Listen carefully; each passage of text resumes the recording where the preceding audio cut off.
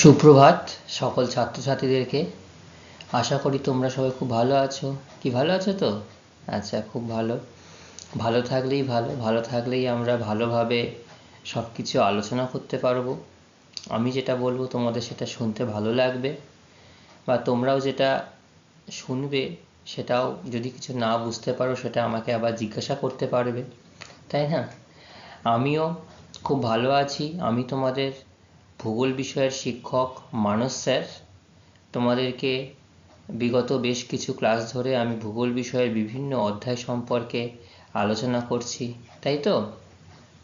আচ্ছা, লাস্ট দিনে আমরা যে অংশ সম্পর্কে আলোচনা করেছিলাম, কি নিয়ে আমরা আলোচনা করছিলাম, কি যদি আমাকে কেউ একটু মনে করিয়ে দাও, আমি একটু ভুলে গেছি, বুঝলে? আচ্ছা, আমরা আলোচনা করছিলাম জলবায়ু অঞ্চল সম্পর্কে, তাই না?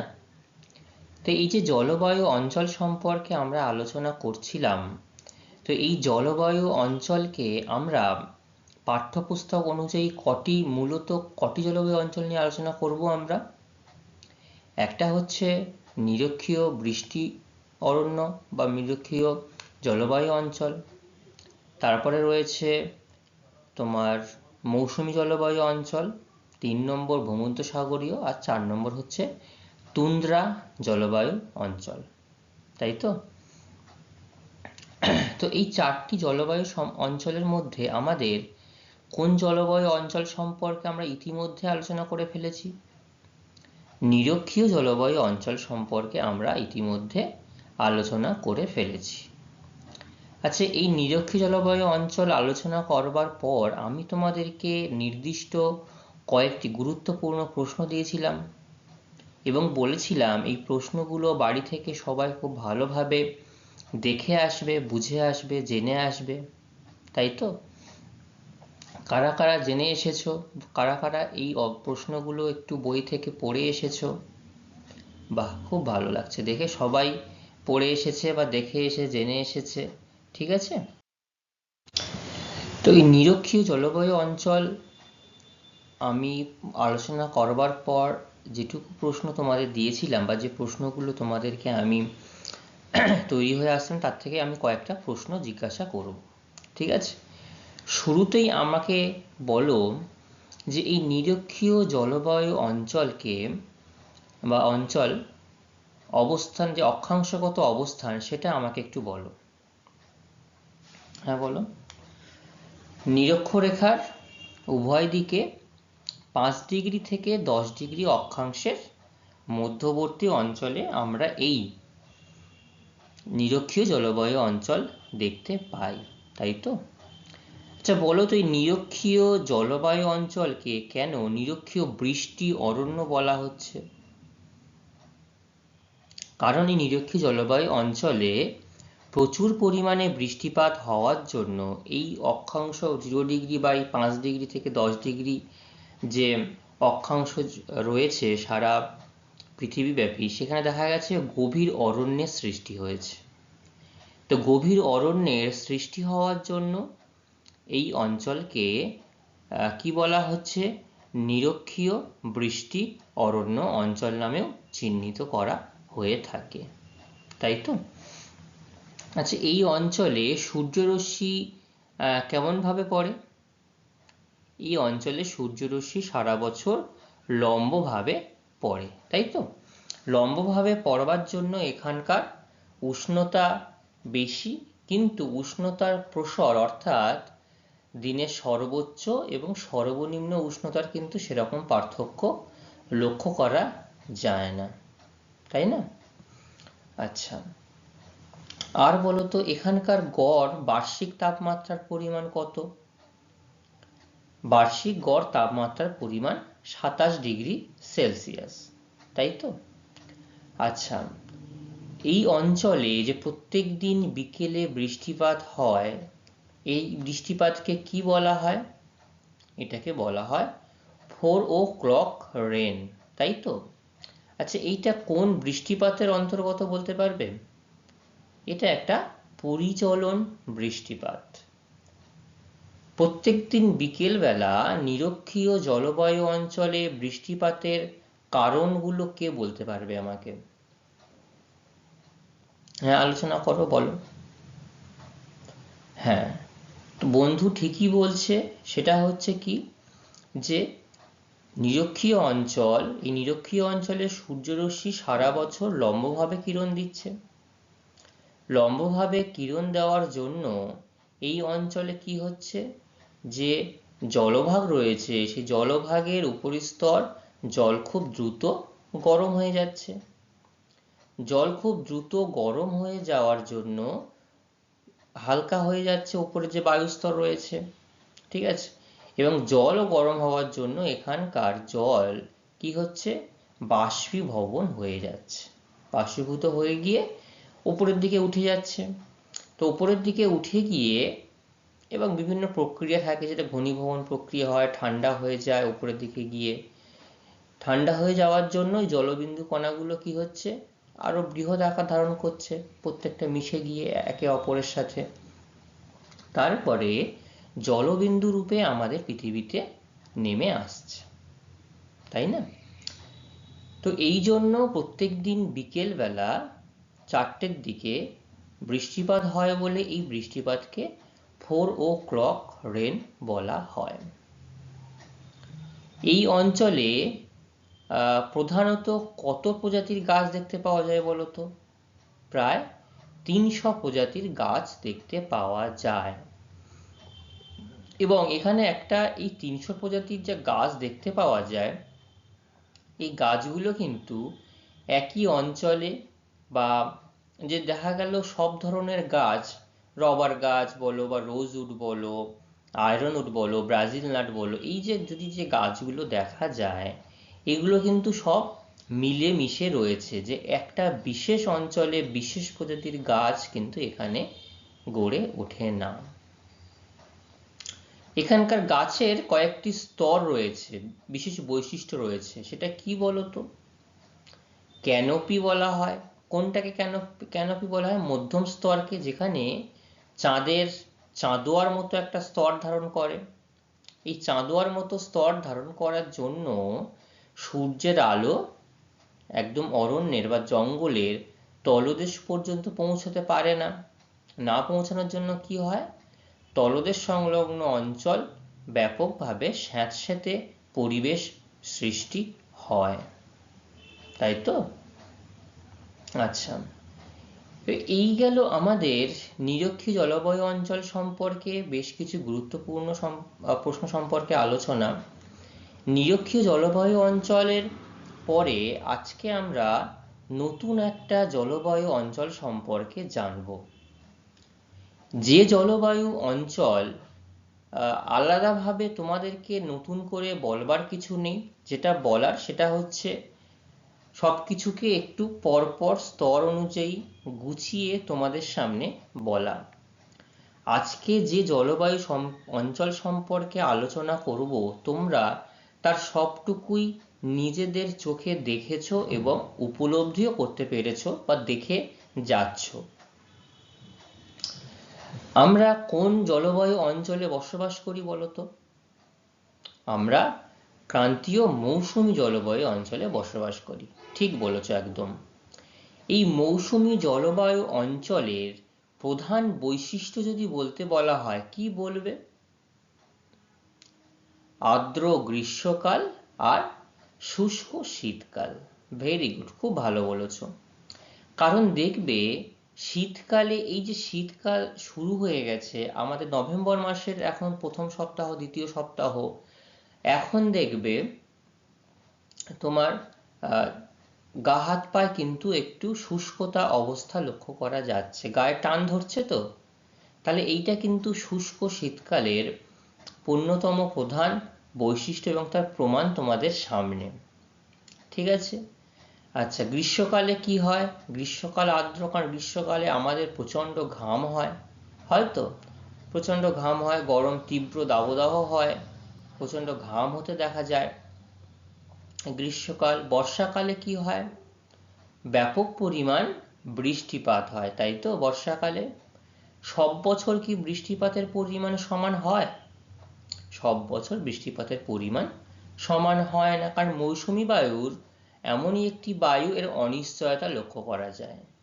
যে বছর অতিরিক্ত প্রভাব লক্ষ্য করা যায় সে বছর বন্যা হয়, আর যে বছর বৃষ্টি মৌসুমী বায়ুর প্রভাব কম লক্ষ্য করা যায় সে বছর কি হয়, খরা লক্ষ্য করা যায়। তাহলে খরা এবং বন্যা এই অনিশ্চয়তা নিয়েই কিন্তু আমাদের এই অঞ্চলের কৃষকদেরকে তাদের প্রয়োজন বা তারা যে ফসল ফলায় তার উপরে নির্ভর করে ভিত্তি করে তারা চাষবাদ করেন। এই মৌসুমী জলবায়ু, এই মৌসুমী বায়ু ভারতবর্ষের অর্থনীতিকে কিন্তু ব্যাপকভাবে প্রভাব বিস্তার করে রেখেছে। ঠিক আছে, কারণ মৌসুমী বায়ুর ওপরেই ভারতবর্ষের অর্থনীতি অনেকাংশে নির্ভরশীল, কারণ ভারত কৃষি প্রধান একটা দেশ। তো ভারতের কৃষি ব্যবস্থা যদি সঠিকভাবে না গড়ে ওঠে, সঠিকভাবে না তৈরি হয়, তাহলে কিন্তু এই কি বলবো, এই এত পরিমাণ যে জনসংখ্যা রয়েছে আমাদের ভারতবর্ষে, এখন প্রায় 130 কোটির কাছাকাছি জনসংখ্যা রয়েছে, তো এই জনসংখ্যার বিপুল চাহিদা কিন্তু মেটানো সম্ভব হবে না। এবং এই বিপুল পরিমাণ জনসংখ্যার খাদ্য যদি বিদেশ থেকে আমদানি করতে হয়, তাহলে ভারতবর্ষের অর্থনীতিতে কিন্তু এটা ব্যাপক প্রভাব বিস্তার করবে, কারণ অনেক টাকা ব্যয় করে বাইরে থেকে সেই ফসলগুলোকে আনাতে হবে।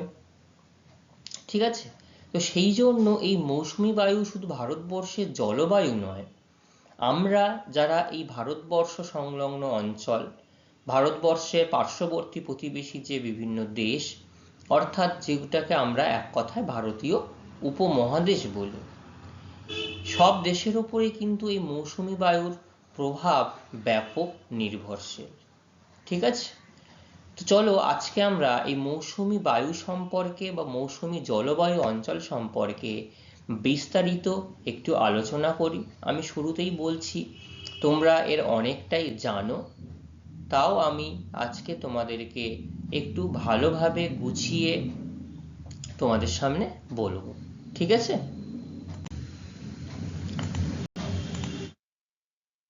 তোমরা অষ্টম শ্রেণী হিসাবে তোমাদের যেটা আমরা ষষ্ঠ অধ্যায়ের আজকে দ্বিতীয় পাঠ আলোচনা করছি, তাই না? যেহেতু প্রথম পাঠে আমরা নিরক্ষী জলবায়ু অঞ্চল সম্পর্কে আলোচনা করেছি, আজকে আমরা দ্বিতীয় পাঠ আলোচনা করব। তো আমি তোমাদেরকে বলেছিলাম যে পৃথিবীর জলবায়ু অঞ্চলকে মূলত 5টি এবং 15টি ছোট জলবায়ু অঞ্চলে বিভক্ত করা হয়, কিন্তু আমাদের পাঠ্যপুস্তকে আমরা 5টি অঞ্চল সম্পর্কে আলোচনা করব। এটা আমি আজকে তোমাদেরকে আবার দেখালাম একটু ধারণাটা রাখার জন্য। দেখো, এইটা হচ্ছে ক্রান্তীয় মৌসুমী জলবায়ু অঞ্চল, আর এটাকে ইন্ডেক্স করা হয়েছে এই কালারটা, দেখো এই যে, ঠিক আছে। এবং এই মূলত এই অংশেটাই দেখা যায়, আরো কিছু কিছু অংশে দেখা যায়, সেগুলো আমি তোমাদেরকে আলোচনা করবার সময়তেই বলছি। ঠিক আছে, এই অঞ্চলগুলোতেও কিন্তু দেখা যায়। বলা হচ্ছে, আচ্ছা এই হচ্ছে মৌসুমী জলবায়ু অঞ্চলের বিভিন্ন দেশে অবস্থান। বিভিন্ন দেশে এই সব জায়গাগুলোতে, পৃথিবীব্যাপী এই জায়গাগুলোতে মৌসুমী জলবায়ু অঞ্চল পরিলক্ষিত হয়। প্রথম কথা যেটা বলবো, মৌসুম, অর্থাৎ মৌসুম অর্থ হচ্ছে ঋতু। ঠিক আছে, এই ঋতু কথাটার এই জন্যই বলবো কারণ এই মৌসুমী জলবায়ু অঞ্চল যেখানে যেখানে দেখা যায় সেখানে কিন্তু ঋতু পরিবর্তন লক্ষ্য করা যায়।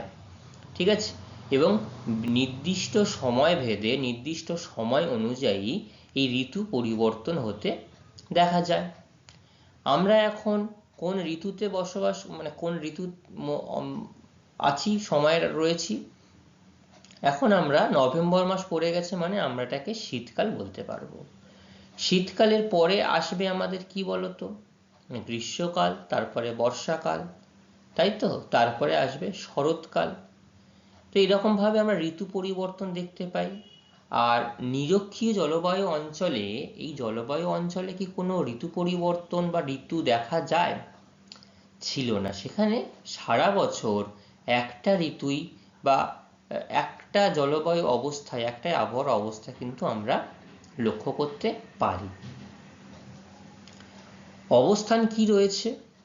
এই মৌসুমী জলবায়ু অঞ্চল উত্তর এবং দক্ষিণ গোলার্ধে 10 ডিগ্রি থেকে 30 ডিগ্রি অক্ষাংশে মহাদেশের পূর্বে অবস্থিত করছে। অর্থাৎ মহাদেশের পূর্বের দিকে দেশগুলোতে এই মৌসুমী জলবায়ু লক্ষ্য করা যায়। কত ডিগ্রি থেকে কত ডিগ্রি বললাম বলো?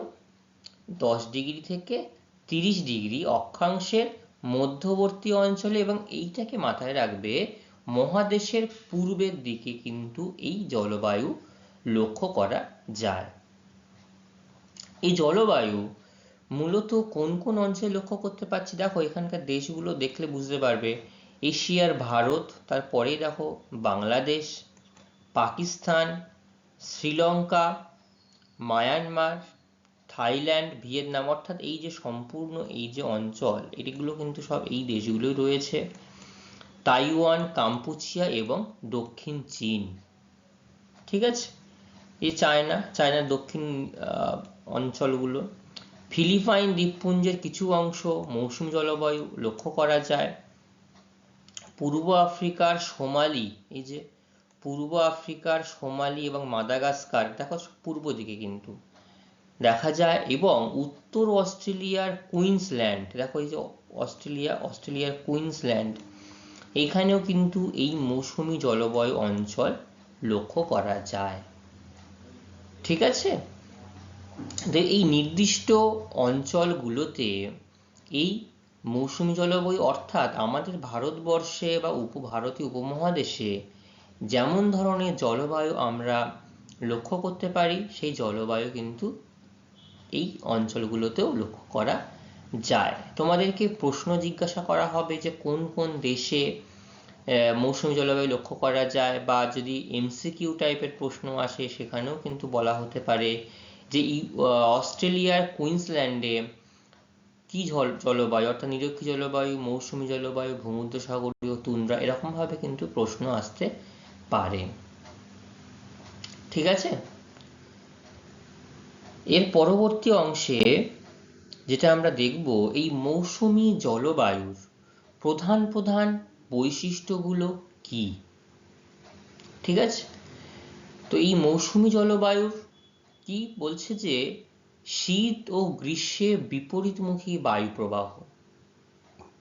তাই তো, কেন বিপরীতমুখী বায়ু প্রবাহ সেটা আমি আস্তে আস্তে বলছি।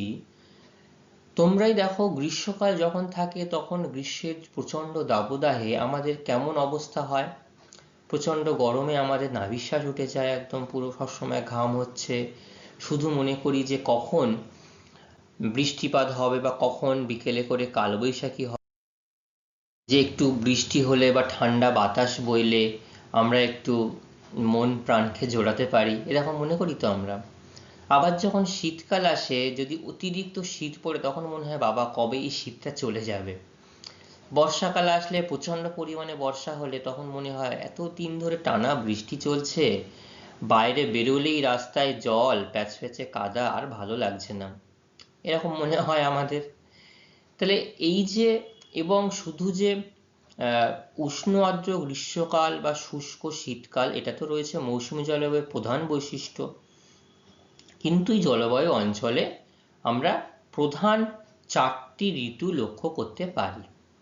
ঠিক আছে, আর আমাদের দেশ এই ভারতবর্ষ এই মৌসুমী জলবায়ুর অন্তর্গত। ঠিক আছে, তো শুরুতে আমরা যখন মৌসুমী বায়ু ভারতবর্ষে প্রবেশ করে, অর্থাৎ বর্ষাকালের প্রারম্ভ ও বর্ষাকালের শুরু, সেটাই আমরা প্রথমে আলোচনা করব। তোমাদের পাঠ্যপুস্তকে শুরুতে শীতকাল দিয়ে আলোচনা করেছে, কিন্তু আমি তোমাদের বোঝবার সুবিধার্থে শুরুতে বর্ষাকালটা নিয়ে আলোচনা করব। কেন?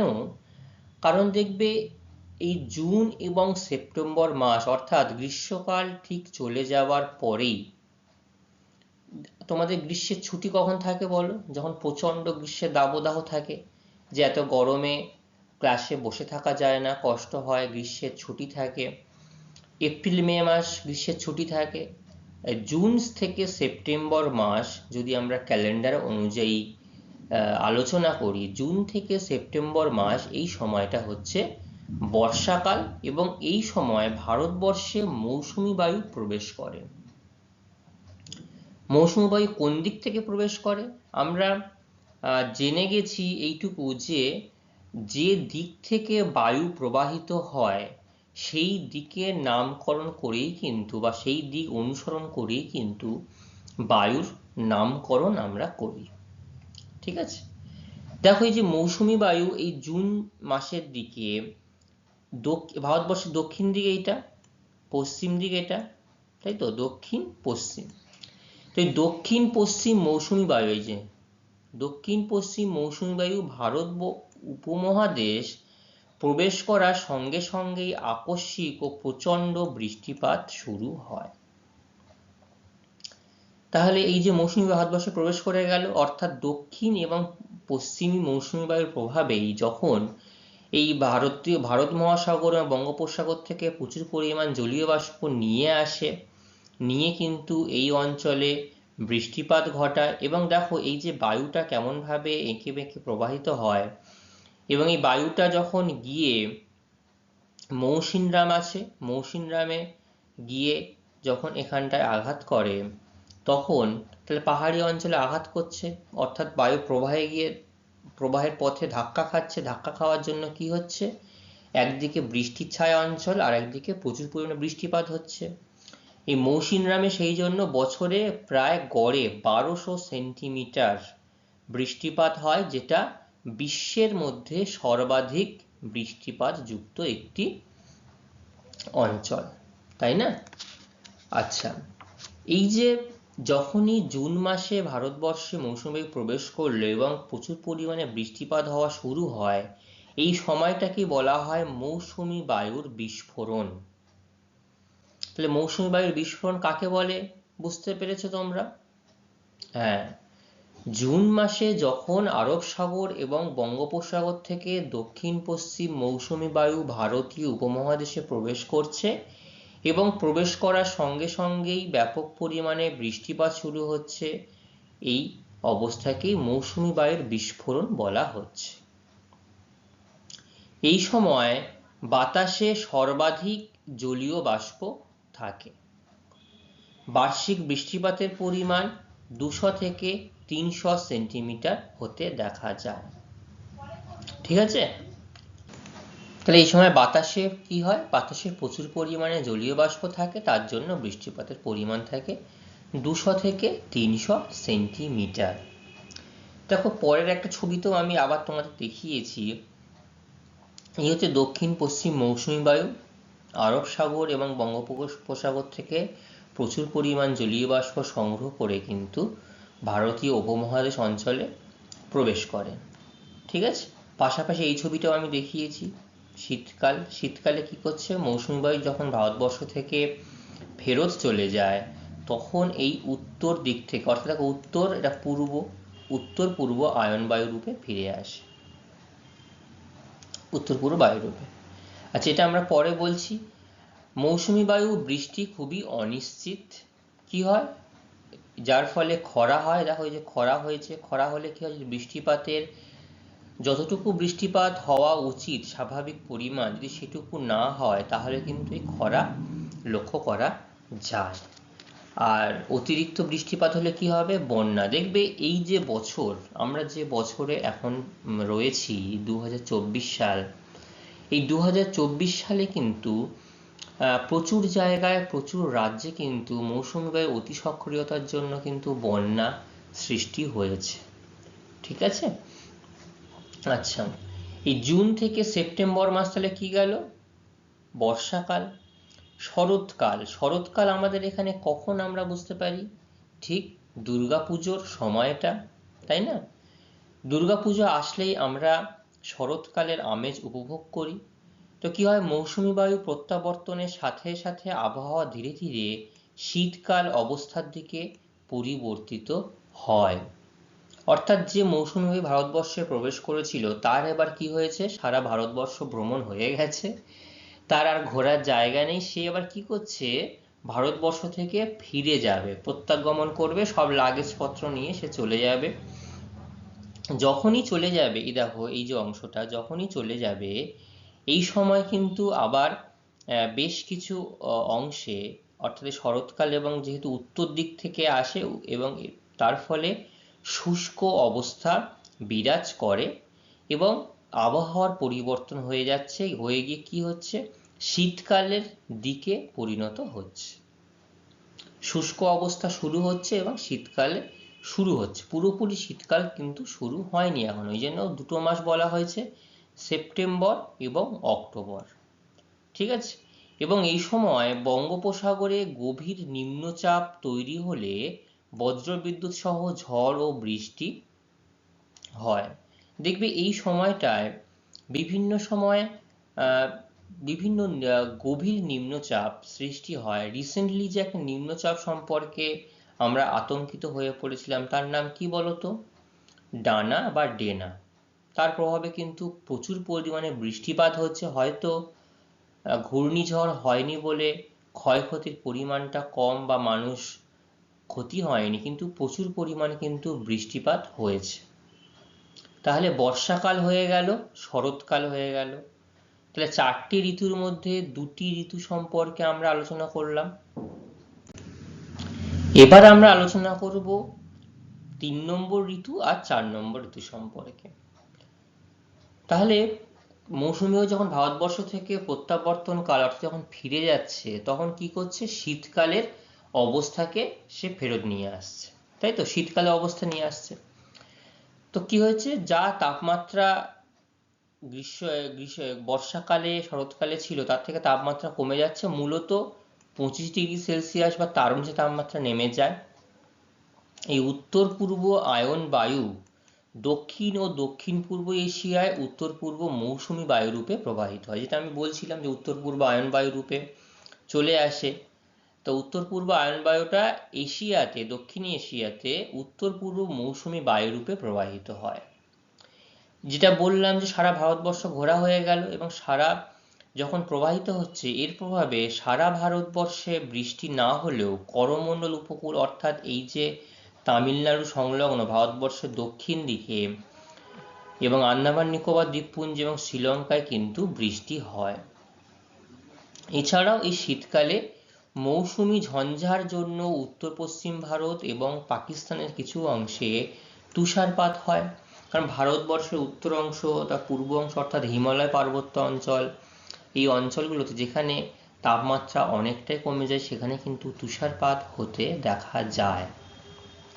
এই দুটো ছবি পাশাপাশি আমি এই জন্য রেখেছি, যখন বর্ষাকাল শুরু হচ্ছে গ্রীষ্মকালের ঠিক পরে, তখন মৌসুমী বায়ু এরকমভাবে প্রবেশ করছে, যখন ফেরত চলে যাচ্ছে তখন এইভাবে কিন্তু ফেরত চলে যাচ্ছে, এবং হিমালয়ের উপরি অংশ থেকে প্রচুর পরিমাণ ঠান্ডা বাতাস এবং শুষ্ক বাতাস ভারতবর্ষের নিয়ে আসতে শুরু করছে, যার জন্য বলা হয়, দেখবে উত্তরে বাতাস বা উত্তুরে হাওয়া, এই উত্তুরে হাওয়া যত বেশি বইবে তত কিন্তু শীতের প্রবণতা বা শীতের আমেজ বৃদ্ধি পায়।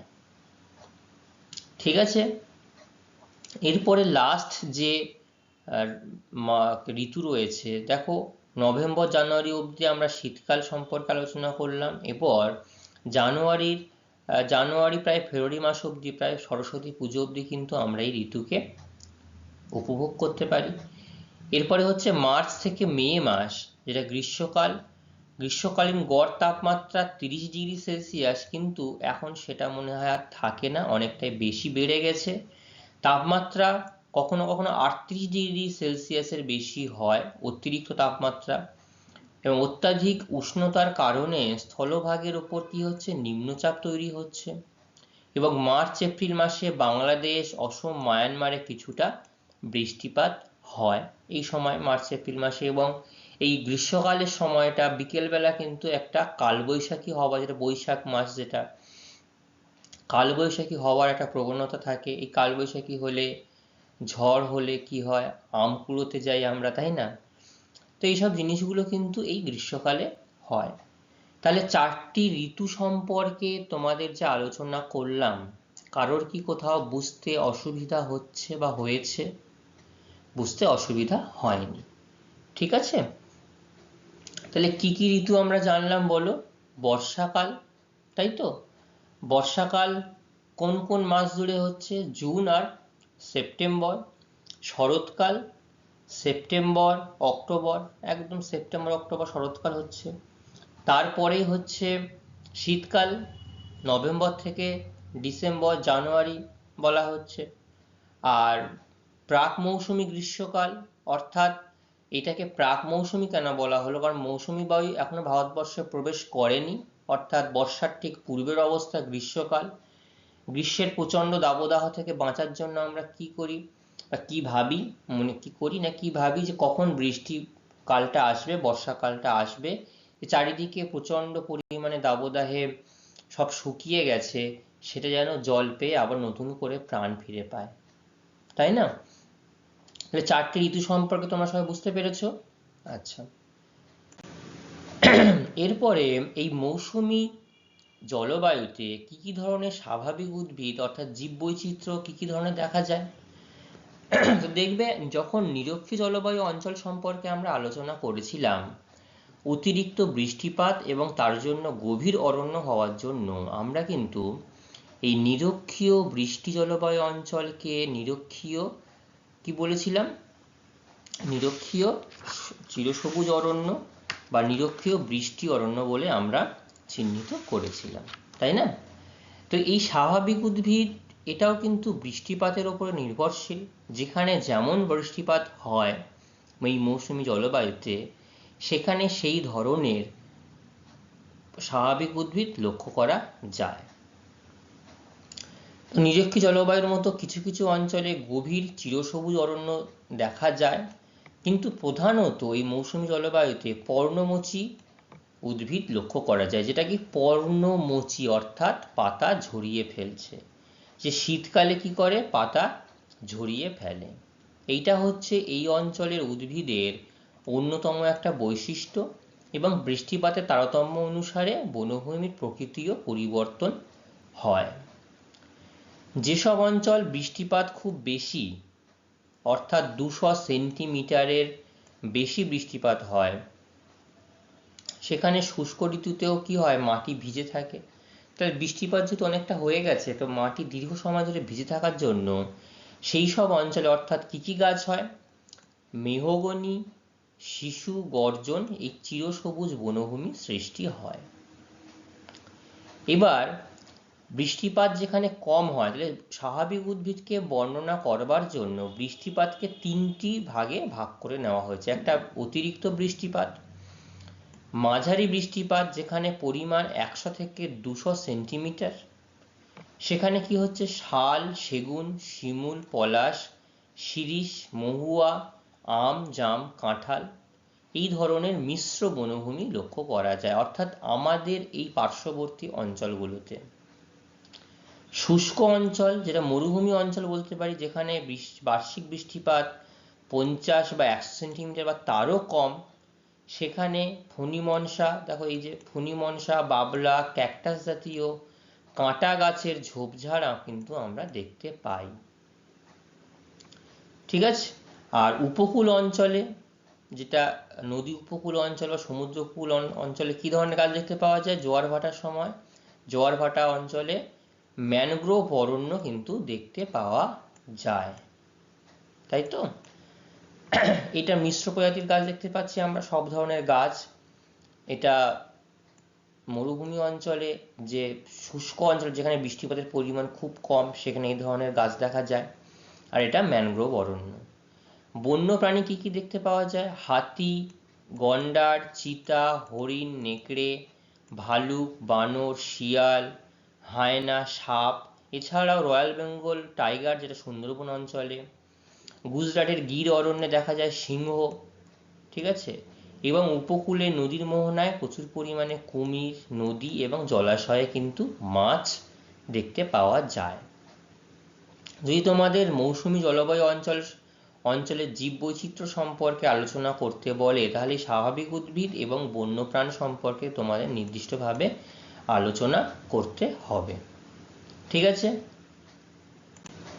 আচ্ছা, এবার হচ্ছে কৃষিকাজ, যে এই অঞ্চলের মানুষের প্রধান জীবিকা, তারা কিভাবে তাদের জীবন জীবিকা নির্বাহ করে, তো প্রধান জীবিকা কিন্তু হচ্ছে কৃষিকাজ। দেখবে আমাদের ভারতবর্ষ যেহেতু কৃষি প্রধান একটি দেশ, শুরুতেই তোমাদের বললাম মৌসুমী জলবায়ুর উপরে এই কৃষিকাজ ব্যাপক অংশে নির্ভরশীল। তো এখানে মূলত পৃথিবীর শ্রেষ্ঠ ধান ও পাট উৎপাদক অঞ্চল হিসাবে এটাকে চিহ্নিত করা হয়, কারণ এখানকার জলবায়ু এমনই এবং তার সঙ্গে মৃত্তিকার একটা সম্পর্ক রয়েছে, তার জন্য ধান এবং পাট প্রচুর পরিমাণে উৎপাদিত হয়। এছাড়াও অনুকূল জলবায়ু এবং উর্বর মাটির জন্য এই অঞ্চলে কৃষিকাজ অত্যন্ত উপযুক্ত। এছাড়াও ধান পাট ছাড়াও গম, আখ, তুলা, তৈলবীজ, পাহাড়ি অঞ্চলে চা, কফি, রবার এগুলো কিন্তু উৎপাদিত হয়। এছাড়াও আমরা যে অঞ্চলে বসবাস করি সমভূমি অঞ্চলে, সেখানে আম, জাম, কাঁঠাল, লিচু, কলা, আনারস প্রভৃতি মিশ্র প্রজাতির উদ্ভিদ কিন্তু লক্ষ্য করা যায়। খনিজ সম্পদ, এই অঞ্চলে খনিজ সম্পদেও যথেষ্ট সমৃদ্ধ রয়েছে। কি কি খনিজ সম্পদ পাওয়া যায়? কয়লা, লোহা, তামা, ম্যাঙ্গানিজ, বক্সাইট, খনিজ তেল এগুলো পাওয়া যায়। এবং শিল্পের মধ্যে পাটকে কেন্দ্র করে পাট শিল্প, কার্পাস শিল্প, তুলোকে কেন্দ্র করে, চাকে কেন্দ্র করে চা শিল্প, আর এই যে লোহা যে উত্তোলন করা হয় খনি থেকে, তার উপর ভিত্তি করে লোহা ইস্পাত শিল্প কিন্তু এখানে বিখ্যাত। তাহলে কৃষিকাজ সম্পর্কে বোঝা গেল, আর খনিজ সম্পদ শিল্প, তাহলে এইগুলো হচ্ছে ভারতবর্ষের প্রধান জীবিকার মধ্যে পড়ে। ঠিক আছে। আচ্ছা, এছাড়াও পরিবহন ব্যবস্থা হিসাবে কি কি রয়েছে এখানকার? পরিবহন ব্যবস্থা কিন্তু যথেষ্ট ভালো। দেখো এই যে ভারতবর্ষের রোড নেটওয়ার্কিং, এছাড়া শুধু ভারতবর্ষ নয়, যেহেতু এই অঞ্চলটা সমভূমি অঞ্চল বেশিরভাগটাই, তাই সারা দেশ এবং অঞ্চল জুড়ে কিন্তু রেল এবং সড়কপথ, জলপথ, আকাশপথ সব ধরনের পরিবহন ব্যবস্থা ব্যাপকভাবে উন্নত, এবং সব ধরনের পরিবহন ব্যবস্থাকে কিন্তু ব্যবহার করা হয় যথেষ্টভাবে। জনবসতি কেমন এখানকার? অনুকূল জলবায়ু, কারণ দেখবে মানুষ বসতি স্থাপন করে সেই সব স্থানে যেখানে মানুষ আরামদায়ক পরিবেশে বসবাস স্থাপন করতে পারবে। ঠিক আছে। তাহলে উর্বর মাটি সমৃদ্ধ কৃষিকাজ, উন্নত পরিবহন ব্যবস্থার কারণে মৌসুমী জলবায়ু অঞ্চল পৃথিবীর সর্বাধিক জনবহুল অঞ্চল। এই অঞ্চলটাই, এবং এইখানে সর্বাধিক জনবহুল অঞ্চল এই জন্য Delhi, Dhaka, Kolkata, Mumbai, Chennai, Shanghai, Rangoon, Bangkok, ব্যাপক বড় বড় শহর কিন্তু এই মৌসুমী জলবায়ু অঞ্চলেই লক্ষ্য করা যায়, এবং প্রত্যেকটা শহরে মানুষ কিন্তু এখানে গিজগিজ করছে, মানে প্রচুর পরিমাণে মানুষ এখানে বসতি স্থাপন করেছে। এটা হচ্ছে মুম্বাইয়ের একটা চিত্র, এটা হচ্ছে দিল্লির একটি চিত্র। দিল্লির এটা জনবসতি চিত্র আমি দিইনি, তবে দিল্লির এটা একটা রাজপথের ছবি আমি তোমাদের সামনে দেখিয়েছি। ঠিক আছে। ভবিষ্যৎ সম্ভাবনার কথা কি বলা হচ্ছে? যেহেতু এখানকার অনুকূল জলবায়ু, কৃষিজ এবং বনজ এবং খনিজ সম্পদের প্রাচুর্য থাকায় এই অঞ্চল উন্নত পরিকাঠামো রয়েছে, এবং আধুনিক প্রযুক্তি এবং উন্নত শিল্প স্থাপনের মাধ্যমে অর্থনৈতিক বিকাশ কিন্তু দ্রুত হারে ঘটছে। বিগত কয়েক দশকে যেমন অর্থনীতি ছিল, তার থেকে এই অঞ্চল আরো বিশেষভাবে উন্নতি লাভ করতে পেরেছে, এবং আগামী দিনেও যথেষ্টভাবে উন্নতি লাভ করবে বলে আশা করা যায়। এই গেল আমাদের মৌসুমী জলবায়ু অঞ্চল সম্পর্কে বিস্তারিত ধারণা, এবং মৌসুমী জলবায়ু সম্পর্কে বিস্তৃত ধারণা করে এই গুরুত্বপূর্ণ প্রশ্নগুলি আমি তোমাদের জন্য সামনে রেখেছি। এই প্রশ্নগুলো তোমরা সামনে রেখে নির্দিষ্ট উত্তর তোমরা নিজেদের মতো করে তৈরি করবে। ঠিক আছে। পরবর্তী ক্লাসে আমি এখান থেকে তোমাদের প্রত্যেককে প্রশ্ন জিজ্ঞাসা করব, যেমন আজকে জিজ্ঞাসা করেছি। দেখব কে কতটা ভালোভাবে, কত সুন্দরভাবে নিজেকে তৈরি করতে পারছে। আগামী দিনের জন্য, পরীক্ষার প্রস্তুতির জন্য। আজকের ক্লাস আমাদের এই পর্যন্তই থাকবে। পরবর্তী ক্লাসে আমরা আবার এই জলবায়ু অঞ্চলের অন্য একটি জলবায়ু অঞ্চল সম্পর্কে আমরা আলোচনা করব। সবাই খুব ভালো থাকবে। Thank you.